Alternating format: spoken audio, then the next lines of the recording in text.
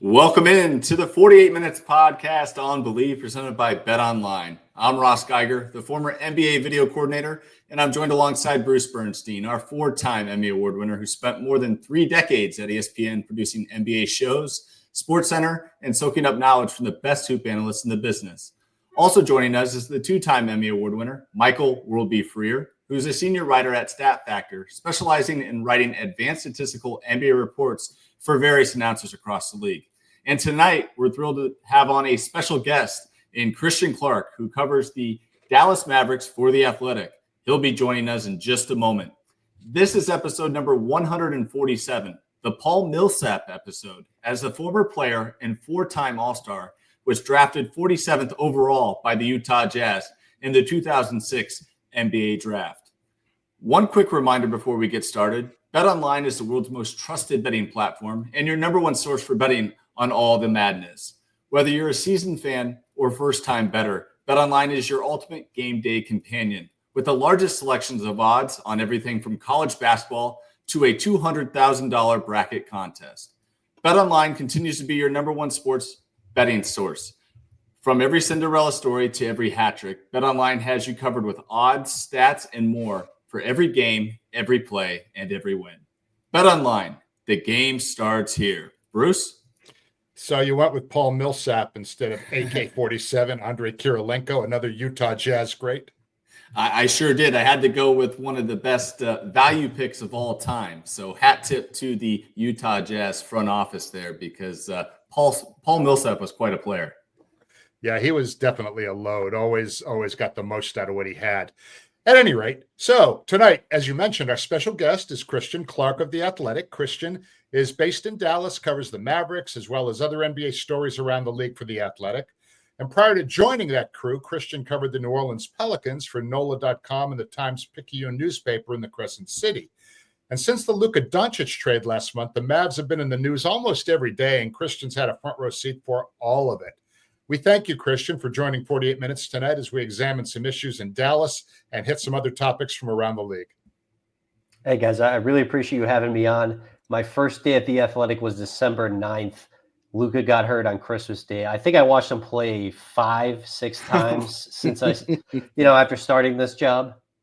Nice. So, all right. So now we know that you are the jinx that caused Luka to have a short. Just kidding. I'm sure you had a great relationship. Anyway, but of course, Luka is topic number one for us tonight. And, trades are common in sports, but the reaction to the fans, from the fans to the Luka deal is like nothing I've ever seen, with the possible exception of when LeBron left the Cavs in 2010. But that was different. The anger was directed at him as opposed to the team, since the fans understood management wasn't able to do anything to keep him. But with the Luka trade, the fans felt a collective sense of betrayal, it would appear, by management, not only because they loved Luka, but because the team received so little in return.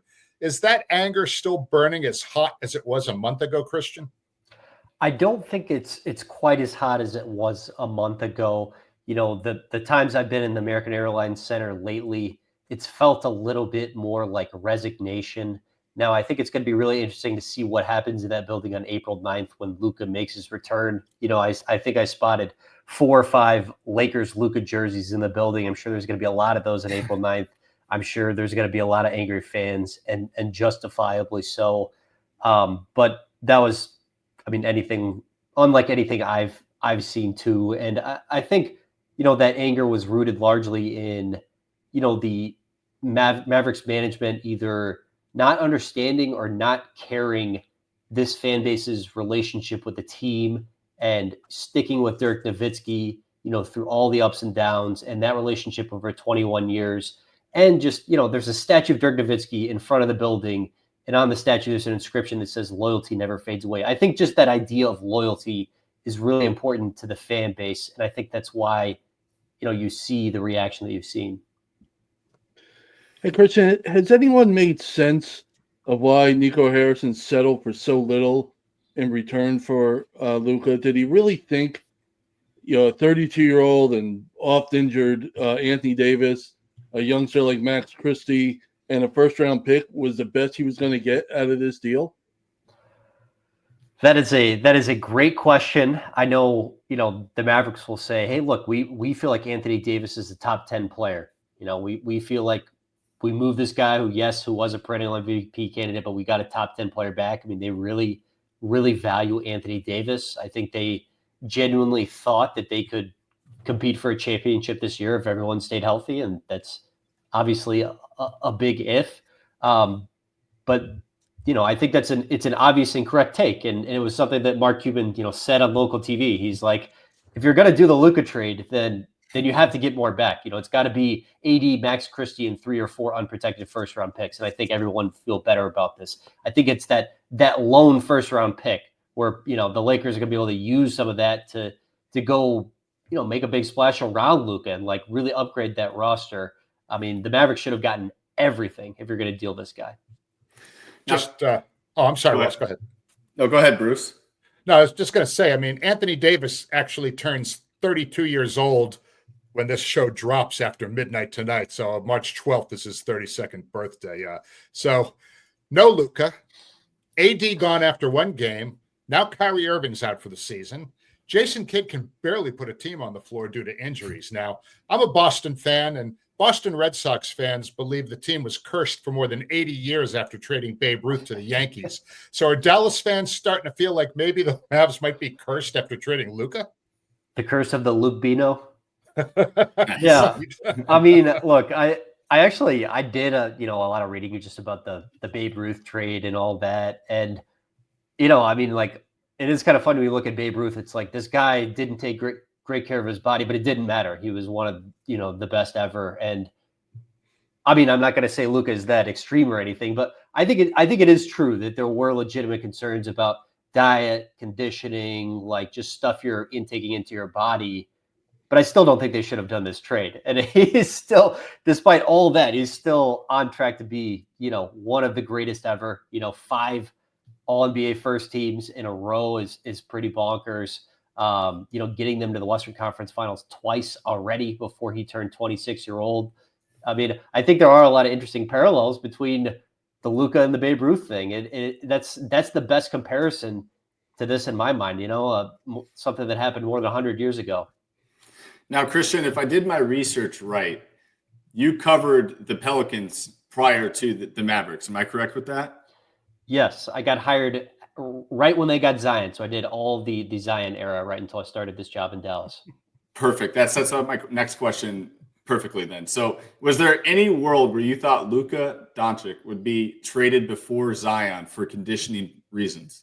I mean, well, the day of the trade, I was on this road trip at Cleveland, and the trade deadline was coming up, and I filed like 1,200 words of some backup centers, some guys who could guard the 3 or 4. Like, here are some targets on this list. Never in my mind did it even occur to me that Luka Doncic could get traded. I mean, I was about to go to sleep when it happened. I was kind of dozing off. I jolted awake, and it was like a surge of adrenaline. It was like I got the adrenaline shot in the heart, and Pulp Fiction's like, what? I mean, I didn't believe it. I was one of the many people who didn't believe it was real at first. And it is crazy. I mean, look, Nico Harrison, I think just has his beliefs, and he's going to stick to them. He's not as pliable as a guy like David Griffin. I know for a fact Zion drove David Griffin crazy, but that still, hasn't happened yet.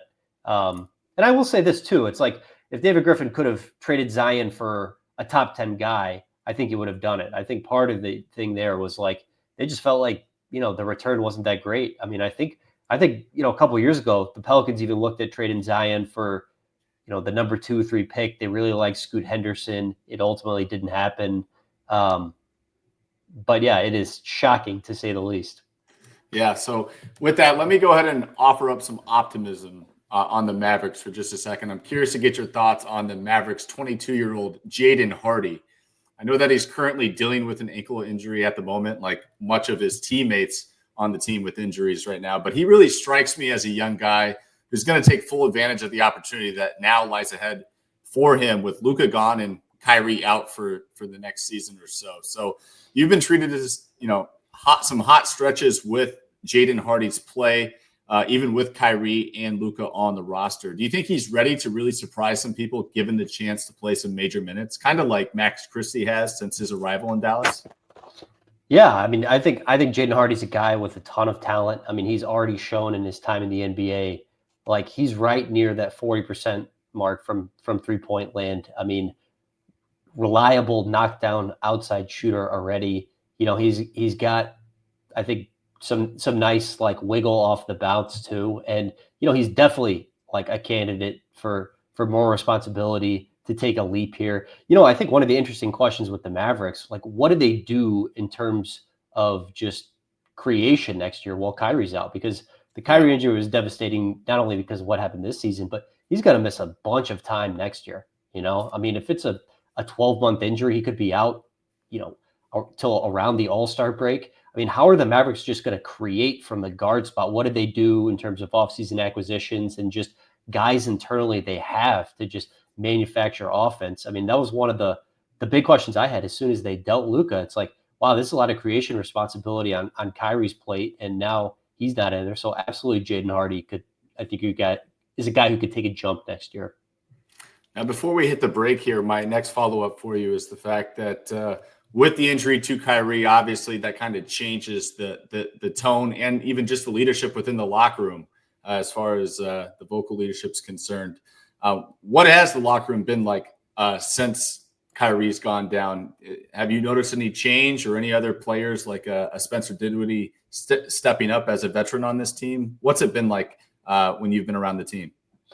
Yeah. I'm in San Antonio right now in a hotel overlooking the Riverwalk. Nice. Beautiful view.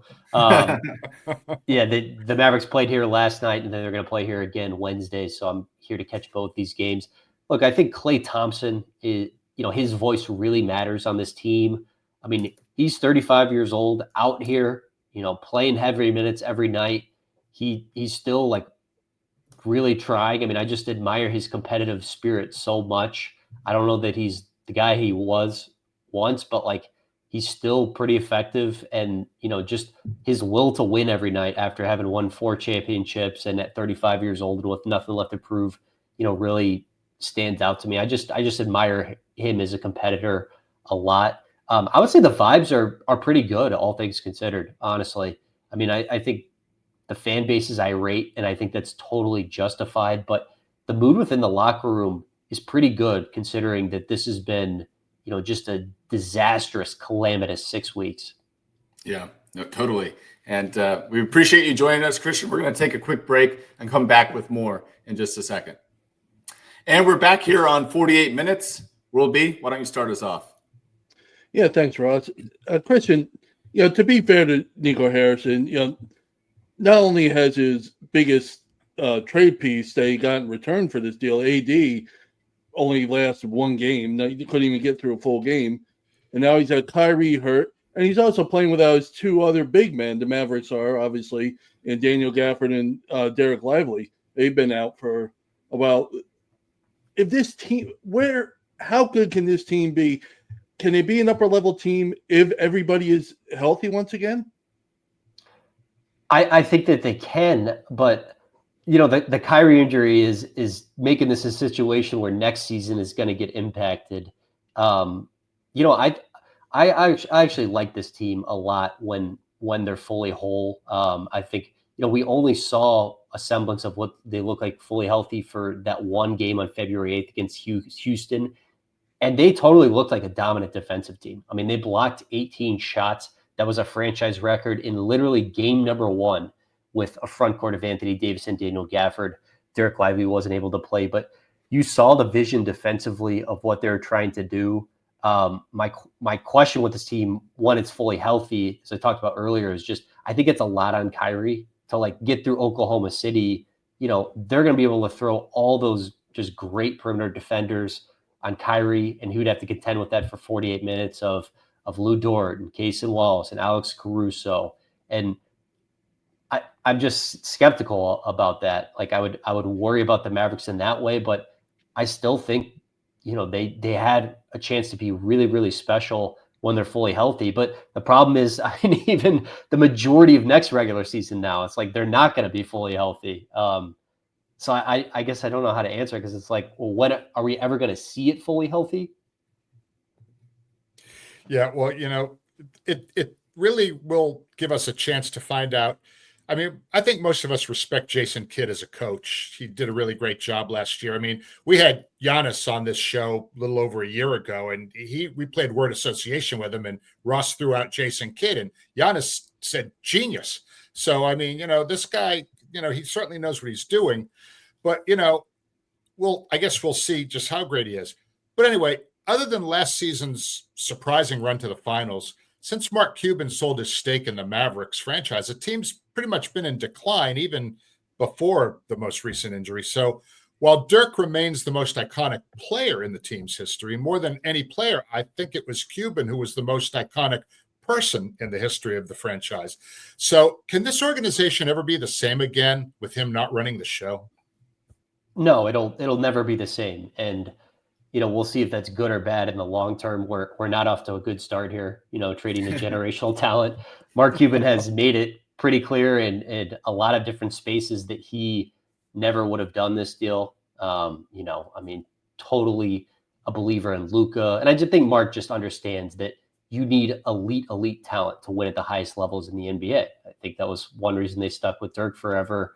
I think he also just had a great personal relationship with it. But Mark understands the history of the NBA, that you just have to have like one of those. There's only 5-7 guys in every season who can be the best player in a championship team, and the Mavericks had one of them. I think he understood that, and I don't know if the current ownership did, but it won't be the same. I mean, it's just, Mark Cuban made his wealth from broadcast.com, like the kind of the tech boom era. Like, these are casino people, and they're way, way wealthier than Cuban ever was. I mean, Miriam Alderson is worth $33 billion. She's like one of the 5 richest owners in all of sports. I mean, she's dropping $100 million to Trump, to support Israel. And it's nothing. I mean, this is a different level of wealth. And someone who's just, I don't think cares, like Mark Cuban really cared about the fan experience. I just don't think that's priority number one with the new regime.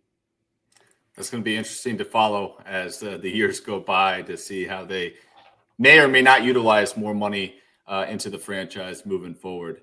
Now, you can correct me if I'm wrong, Christian, but the Mavs look like a team that will probably drop out of the play-in race, just given their circumstances, which will obviously put them in the lottery. So if they were able to somehow defy the odds and land the number 1 overall pick and draft Cooper Flagg, how far do you think that would go in easing the anger of Mavericks fans? Yeah, we'll see about the play-in tournament race. I mean, that's what I was thinking after they lost to the Suns on Sunday. I mean, the Suns' schedule is so hard and they look so bad that now I'm like, oh my gosh, can the Suns actually overtake them? But yeah, if they were to somehow, strike gold and get Cooper Flagg, I mean, obviously a game changer. My immediate thoughts on that are like, I look at Cooper Flagg and I'm like, he looks like a 4 to me at the next level. Like, maybe you roll him out in some small ball 5 units. He'd be the 3 in Dallas. They are really intent on this idea of Anthony Davis at power forward and one of Lively or Gafford at center. So it's like, okay, Cooper Flagg, where the Mavericks wanted PJ Washington this year before everyone got hurt. I mean, it'd be fascinating, Yeah. New Balance guy too. I mean, how would Nico Harrison, who was a Nike executive forever, is he okay bringing the New Balance guy on? He better Great be. point. Hey, Christian, real simple question. How did Nico Harrison survive this trade? I mean, I think ownership was on board with it. And I think, the context here is he made moves at the 2 previous trade deadlines, which the public opinion didn't love, that actually worked out. And so I think, he could take that to ownership and say, these things happen. I mean, 2 years ago, he traded for Kyrie Irving, and not a lot of people thought that was a good move at the time. And that actually ended up being a great move for Dallas. And then a little more than a year ago, he trades first for Daniel Gafford and PJ Washington. People are wondering, well, did they give up too much? And then they win 16 of 18 down the stretch. They go all the way to the finals. Like, I think he had 2 instances of the public didn't love these moves and they actually worked out. And I almost looked at this one like a heat check, I mean, I personally don't think he should have done it, but I view it almost as a heat check of like, I was right and you guys were wrong. And then he tried it a third time. It's like, I think he might have flown too close to the sun on this one. Yeah, probably should have stopped while he was ahead there. I have one last Dallas Maverick question for you, Christian, and that is, since you spend so much time around the team, both home and away, who's your favorite interview? Who's a guy that's really caught you by surprise since you've taken over this beat that you've really enjoyed getting to know or always look forward to asking questions to? Yeah, probably two guys. I mean, Klay Thompson, just because he's a legend of this game, and I think it's a little bit of what I talked about earlier.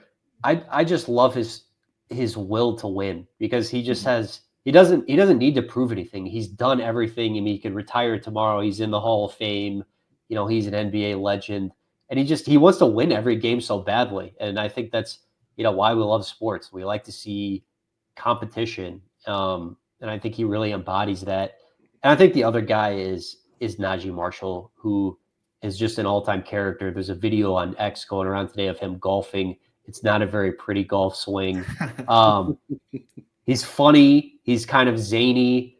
He plays really hard every night. I think he's got a good underdog story. Undrafted free agent the Pelicans brought in his rookie year. He played during COVID.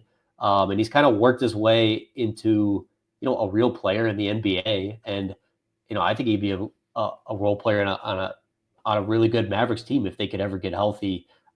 He's just a character, and he's a really nice guy. But when his switch gets flipped on the court, I mean, he'll fight anybody. He swung at Jimmy Butler. There was a fight with the Suns he was kind of involved in this year. He's just like this mixture of, he's kind of a comedian, but he's also very fiery. Yeah, and he's playing some great basketball as of lately here. He's really stepped up when it's been needed most for this Mavericks team and starting to score the ball a little bit more for them as well. We're going to take one last final break here, Christian. Come back with you to discuss some other teams around the association right after this. And we're back here on 48 Minutes. Now, Christian, we kind of briefly mentioned this earlier, but you were at Sunday's home game where the Mavs hosted a down-in-the-dumps Phoenix Suns team who, unlike Dallas, is a team that has all their stars but just hasn't been able to figure it out and get on a consistent basis on both ends this season. What's the vibe like around the Suns at this stage of the season, having been at that game on Sunday and potentially even in their locker room? I would say not great. I was in the Suns locker room and Kevin Durant was kind of tweeting at Skip Bayless, like saying, F it, we're both washed. I thought that was funny. I was just watching Kevin Durant's demeanor on the court, and he just looked agitated, and he was agitated at the officials, but he seems just generally not happy right now. I think you have to wonder how much of that is the Suns looked at trading him, before the trade deadline, and I don't think he was asking for a trade. So I imagine he wasn't very happy about that. Devin Booker and Mike Budenholzer have kind of, I guess, disagreed about certain things lately. So I would say it's not a good vibe at all, which is to be expected from a team that has a $150 million luxury tax bill and is not going to make the postseason, or is on the outside looking in the postseason race in a conference where 10 teams make the postseason. Sure. Another thing he probably wasn't happy about was Cam Spencer woofing at him on Monday night. I mean, Cam Spencer, okay, you were like the fourth best player on UConn last year. You won the national championship, but you're woofing at Kevin Durant. I mean, what's that all about? It's the Memphis mentality. I guess the grindhouse. I don't know. I mean, I wouldn't want to be him next time they play. But anyway, so let's head a little bit north from Dallas to Oklahoma City. They absolutely demolished Denver in the fourth quarter and won the game on Sunday going away. And, the Thunder really have been, along with Cleveland, the two best dominant teams in the league this season. But do you see anything in OKC that might be their Achilles heel once the playoffs begin? I think they are really shade dependent offensively. who can be that number 2 scorer for them. Obviously, you look at Jalen Williams. I think there are some questions, that was a question about the Nuggets before they won the title, and Jamal Murray was just fantastic during their title run and showed I can do this for 4 playoff series. I think the Thunder have that question is can Jalen Williams be that number 2 that you need in the playoffs for 4 playoff series? They're still really young. I mean, I'm a huge fan of the Thunder. I think they're going to come out of the West this year. I think Mark Daigneault is one of the best coaches we have. I did not love the Dylan Jones thing where he was just, putting Dylan Jones near the scorer's table of we might substitute him in to slow down the pace of the game. That felt like he was just trying to exploit too many loopholes. I just thought that was kind of weak, That was just an observation from the game. Didn't love that one, but I love the Thunder as a team. Hey, Christian, is there a team out in the West other than, say the Lakers that's been floating around under the radar, below the radar during the season that you think, may have what it takes to go on a roll in the postseason and, possibly challenge Oklahoma City for, get out of the West? Yeah, I mean, OKC is definitely my pick in the West this year. I'm just looking at the point differential, the record. Those are all just indicators that this is a finals team. They can play a lot of different ways. Shea's one of the 2 best players in the sport right now. I think the other 2 teams I'm looking at, the Nuggets. I mean, I've loved Jokic forever. The 2-man game with him and Murray is just beautiful to watch. I think it's possible. And then the Golden State Warriors too are my other one. If I had to pick 3 teams, and I know it'll be one of these teams to come out of the West, I would pick OKC and then Denver and Golden State. I mean, I think Jimmy has them defending at such a high level. Jimmy's such a smart player, him and Draymond Green together. There's so much IQ out there, next to Steph. And Jimmy just looks motivated too after the way that Miami thing ended. He seems like he's really been on his best behavior. Now, covering the Mavericks in the Southwest Division, I got to get your take on the Memphis Grizzlies and Houston Rockets. And I want to know, which of these 2 young up-and-coming teams do you really think can make the most noise in the Western Conference playoffs this year? I would probably go with Memphis, just because I think, they have, when Ja is right, the best player on either of those teams, and a guy who could just be a go-to guy in the postseason. I will say that Ja has not been as good this year as he's been in the past. And, I got a chance to see him play at the American Airlines Center recently. And I think he had 30, but even during the game, I was like, something just doesn't look right. It doesn't look like he trusts that right shoulder, completely yet to me.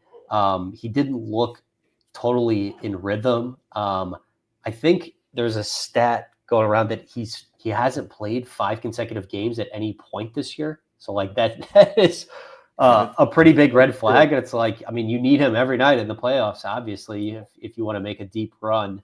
I still think I would go with Memphis just because I just think they have a higher ceiling. So both OKC and Cleveland, who had a tough game against Brooklyn on Tuesday night here, they've lapped the field in their respective conferences. And pretty much every game each team plays in the final month of the season will be no pressure at all. So do you think their coaches might be concerned that they maybe peaked a bit too early, and the fact that with no pressure games down the stretch, will that affect their mental sharpness? Because they're going to need to be mentally sharp against these much tougher opponents in the postseason. What are your thoughts on wrapping things up so early that there's no pressure, brought to bear on them? Yeah, I mean, you're Boston-based. Did you feel like the Celtics kind of experienced that last year? I mean, they just lapped the competition so much. It was did you feel like they experienced that of are they going to be sharp when the postseason rolls around because they've just dominated everybody? They're so far out in front. I mean, I had concerns about it. Yeah. Yeah. I mean, I think it is fair to wonder that. I also just look at the history of these teams with the point differentials above 12 or whatever. and they go to the finals more often than not too. So I kind of trust the history on that. But I mean, I think it is some concern, but good problems to have. I mean, the Mavericks would love to have those problems. The Pelicans would love to have those problems. Hey, Christian, who is your MVP choice at the moment? I think I would go with Nikola Jokic. I think Michael Malone's argument that if you just did an A/B test and you didn't know that Jokic had won a couple of them already, he would. I think most people would pick his stats this year as opposed to Shea. I mean, I think Shea is amazing. I wouldn't be mad at all if he won the MVP this year. I personally would just pick Jokic just because I think he's the best player. I also think he's the most valuable player, kind of two slightly different things. I always like to do the test of if you put Shea on Denver and you put Jokic on Oklahoma City, how different would the teams be? And I think OKC would still be a very, very dominant team. And I think the Nuggets would not be as good as they are if Shea was on there instead of Jokic. Okay, so we're going to throw a couple more questions at you here. One of them would concern the Minnesota Timberwolves. I mean, it took them quite a while to kind of get their act together this season, making that big trade where they moved Karl Anthony Towns out and they brought in Julius Randle and Dante DiVincenzo. I mean, they stumbled out of the gate and pretty much right up until the All-Star break were kind of generic, but it seems that they've kind of finally got their act together. What have you seen out of that team? And do you feel like they could be one of those teams that's kind of lurking under the radar a little bit? We haven't really, looked at them as we did last year. Do you consider them still a dangerous team out West? Yeah, they kind of have turned a corner here lately. I mean, I'm going to be totally honest. I haven't watched a bunch of their full games as of late. But I think they have to be in the conversation. I mean, Ant is that talented. I'm a big fan of Chris Finch. I just think he's a great coach. I was campaigning for the Pelicans to hire him. He was Alvin Gentry's lead assistant, back in Zion's rookie year. And I was like, Pelicans should take a look at this guy. He winds up there and has kind of changed their trajectory a little bit. But they have to be considered. I mean, they have a guy who you could see a world where he could be the best player in a championship team. I think they've got a really good coach, and we know, defensively what they could be in the perimeter. So yeah, they got to be in that combo. Now, speaking of consideration here, Christian, I know that the Mavs just played the Bucks the other night as well. Wanted to get your thoughts on them moving forward into the postseason here. Obviously, they tried a last-minute effort to improve their roster at the deadline, getting Kevin Porter Jr. They also moved on from Chris Middleton and got a healthier, a little bit younger Kyle Kuzma to add into the mix as well. Where do you think they stand heading into the playoffs in the Eastern Conference? Do you still consider them someone that could be a potential contender, or are they likely a first or second round exit? It's hard for me to see how they get out of the East. I mean, I would put them maybe between 5 and 10% to get out of the East. I mean, you can't totally discount it, but it's just hard for me to see that. I just don't think they have the depth that you need. I mean, Giannis would just have to be the best player in the series by an overwhelming margin. I like a lot of what they've done lately. Like Kevin Porter Jr. has been good for them off the bench. I just don't think they have enough. I mean, to me, it's going to be Cleveland or Boston. Christian, since we talked about how OKC is just dominating in the West, and Cleveland, honestly, has really been the dominant team in the East, let's say these two match up as, their records would seem to indicate they're on a path towards. Who do you give the edge to in the series? Sorry, Bruce. Who would you give the edge to in the matchup between OKC and Cleveland? I think I would go with OKC. I felt like, when I saw them make those moves for Hartenstein and Caruso this summer, I was like, oh my God. I mean, I watched them just pick apart the Pelicans in the first round last year, and go 6 games with the Mavericks with Luka operating at the peak of his powers. And, they were one of the youngest playoff teams we've ever seen. I really do feel like it could be OKC's year. And because of Shea and just the strength of their roster. And they could do so many different things too. Like they can do the double big thing now that Chet is back out there with Hartenstein. I mean, their record with Hartenstein this year is like, I don't know, something like 36-7 or 8. I mean, just something absolutely ridiculous. He's been such a good player for them. I think I would go with OKC. I mean, they're just so good all around. They have so few weaknesses. Okay, one more Luka question. I realized that LeBron injured his groin on Saturday night against Boston. He's going to miss a week or two, whatever. But prior to that, it just totally looked like LeBron. See, I thought like about halfway through the season, I was thinking with LeBron, okay, he got Bronny on the team. They played their games together. Has he mentally checked out now that he's, there's nothing else left for him to prove? But it seems that when Luka came in and he started throwing those length of the court passes that landed gently in LeBron's hands for these easy layups, it seemed that LeBron, he'd have this body language and look on his face after some of these passes like, oh my God. So I got the feeling that, Luka really kind of relit his fuse a little bit at the age of 40. What are your thoughts on that? I mean, you agree, disagree? Just any thoughts about the chemistry between those two? I totally agree with you. And, I thought before the trade, the Lakers, they weren't interesting to me to watch at all. I mean, I respected them just because it's LeBron. I mean, I think this has definitely rejuvenated him. I know he's out right now. LeBron doesn't have to initiate possessions that much anymore, and I think at this stage of his career, he welcomes that. He's like, Luka, you take the majority of these possessions in the half court. Like, I'll just attack closeouts, and when we get a defensive rebound, I'll run the length of the floor. I want to have confidence that you can find me.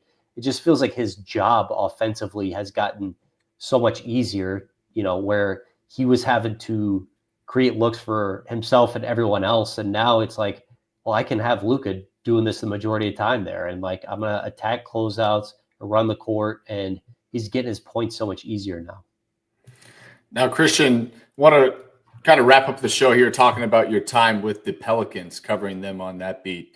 Kind of just point blank, where do they go from here? Obviously, it's been a disappointing season.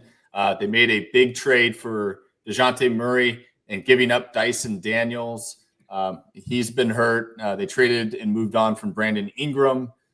Zion's been in and out of the lineup since getting healthy now. What's just your thoughts on where the direction this team takes into the summer and through the years beyond with the group that they have? Yeah, I think the Mavericks and Pelicans are kind of similar in that, their lead guards just suffer these devastating, catastrophic lower body injuries. They're going to be out for a significant chunk of next season. So it makes it really difficult, where it's like you've invested a lot of resources in these guys, and you're probably going to have to do something to like solve for that in the short term, just because Kyrie and DeJounte will be out.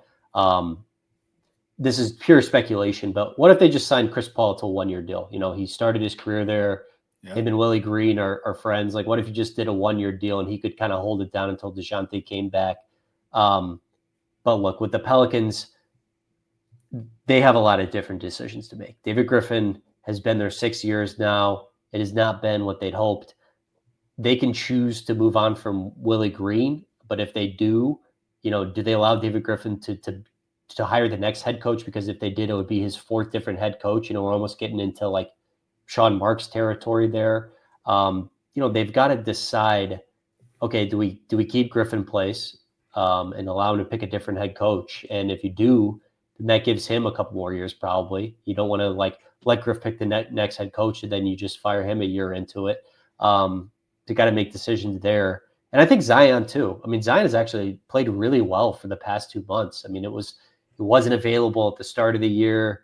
The conditioning has been a storyline his entire Pelicans tenure. I think Michael Wright with ESPN reported he's at 264 right now. He actually looks like it. Physically, he actually looks really good right now.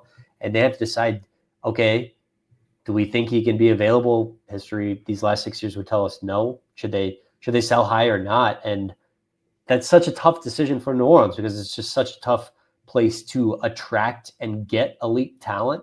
But at the same time, the Zion thing just hasn't worked out so far. Yeah, and it's got to sting to see Dyson Daniels playing so well in Atlanta. What can you tell us about him from your time in New Orleans? Obviously, he's having a heck of a season for the Hawks. He's averaging over 3 steals a game. He's, adapted the nickname the Great Barrier Thief. And with Wemby out now for the season and not going to be making that 65-game minimum to qualify for awards, do you think there is some legitimate consideration for Dyson to win Defensive Player of the Year? Yeah, the Great Barrier Thief, one of the great nicknames that we have in the NBA right now. I think it might have been Larry Nance Jr. I'm not positive. It was, yes. Yep. Okay. I mean, shout out to Larry Nance Jr. for one of the great nicknames we have. Look, you could just see Dyson Daniels was a special defensive player in New Orleans. Even when he was a backup on that team, and Herb Jones was doing his thing the season where he made first team All-NBA. Yep. I always felt like, even in that time, I felt like Herb Jones was the Pelicans' best overall defender, but Dyson Daniels, even then, was their best on-ball defender. Dyson Daniels, like his first real stint in the rotation as a Pelicans rookie, he stole the ball from Luka Doncic twice. You can go back and look at some of those clips. Like that to me always left an imprint. It's like literally the first time this guy got real minutes, he ripped Luka twice. I mean, he has been a special impact on-ball defender from day one. I mean, big, laterally quick. He's got great hands. I think one difference between him and Herb is Dyson is just got a stronger base. I think Herb can kind of get knocked off the spot sometimes, and he's so relentless. But Dyson is strong. I mean, he is a strong guard at 6'7" or whatever he is. So it's been awesome to see him do his thing. I mean, I knew he was special defensively, but I did not foresee, 3 steals per game or anything like that. And him lapping the field just in terms of steals and deflections and all that. Now, do you think he'll get some votes for Defensive Player of the Year this year? Oof, that's going to be fascinating. I mean, I kind of have the belief that it's just bigs are just more valuable on the defensive end than perimeter players. So I would expect a big to get it, but I could totally see him, getting a few of those votes just because his counting stature is so much greater than any other perimeter players. And I will say one of the reasons I like the trade for Dyson to Atlanta is, I mean, Dyson is a unique player. I mean, you could tell in New Orleans, he's this elite defensive player, but he's kind of limited offensively. He's just not a great outside shooter. He wasn't always the greatest finisher at the rim. He can be a connector and read the floor at times, but in my opinion, he needs to be in a situation where he's next to an elite half court operator. And I was like, okay, he's going to be a Trey. That to me makes a lot of sense where they're, accentuating each other's strengths and masking each other's weaknesses. I just thought it was a better basketball fit, and I'm happy to see it's gone well this year. Awesome stuff. Well, Christian, we really appreciate you coming by the 48 Minutes podcast and spending some of your time with us. We've really appreciated it and enjoyed getting your perspective on the Mavericks as well as the rest of the league. So thanks for hanging out with us. I'm hoping for some normalcy in Dallas. I need it, guys. Yeah. Good luck to you. It might take some time, but you're more than welcome to come on at any time if you need, to vent or share some thoughts and insights with us. I appreciate you guys having me on. Awesome. Well, with that will do it for this edition of the 48 Minutes podcast on Believe, presented by BetOnline. Thanks for tuning in, and we'll be back with you next week to be sure you're up to date in 48 on all things around the association. Take care, everyone.